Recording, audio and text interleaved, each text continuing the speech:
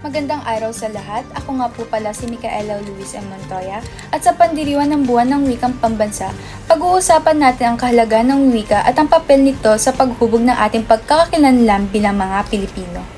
Alam mo ba, noong 1937, itinakda ni Pangulong Manuel L. Quezon ang Tagalog bilang batayan ng wikang pambansa. Ang hakbang na ito ay naglayong pag-isahin ang ating mga rehiyon at bigyan daan ang pagkakaroon ng iisang wika na maiintindihan ng lahat ng Pilipino.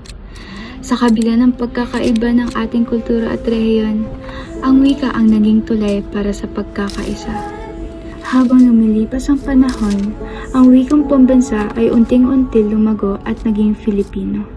Isang wika na bukas sa pagbabago at tumatanggap ng impluwensya mula sa iba't ibang lengguwahe.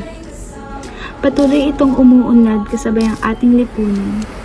Ang Filipino ay hindi lang simbolo ng ating pagkakaisa kundi larawan din ng ating kasaysayan at kultura.